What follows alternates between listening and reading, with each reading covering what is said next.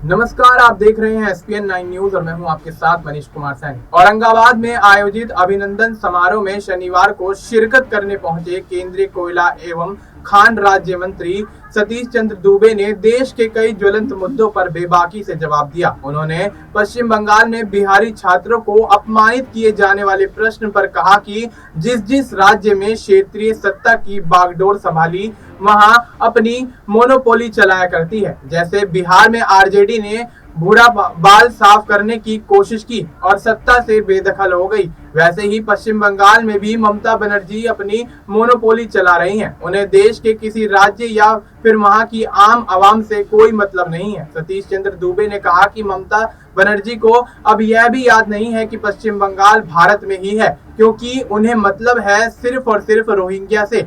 उनकी सरकार पूरी तरह से बेलगाम हो चुकी है। परिस्थिति का इंतजार कीजिए, वहां राष्ट्रपति शासन भी लग सकता है। उन्होंने सनातन धर्म को बचाने में ब्राह्मणों के योगदान को याद किया और कहा कि इतिहास गवाह है कि ब्राह्मण हमेशा सनातन धर्म का रक्षक रहा है। उन्होंने कहा कि मुगल के शासनकाल में काफी अत्याचार हुए, लेकिन उसके बाद भी ब्राह्मणों ने धर्म का परिवर्तन नहीं किया। केंद्रीय मंत्री ने ब्राह्मणों के धर्म परिवर्तन किए जाने का एक भी उदाहरण मिल जाने पर गुलामी लिखने की भी बात कही। उन्होंने कहा कि आज बीजेपी देश को मजबूत करने में लगी हुई है और अगर बीजेपी नहीं रहेगी तो कोई भी सनातन धर्म को बचा नहीं सकता है। उन्होंने कहा कि अयोध्या श्री राम नगरी की काशी विश्वनाथ और उज्जैन महाकाल की नगरी प्रधानमंत्री नरेंद्र मोदी के कार्यकाल में ही बनी है।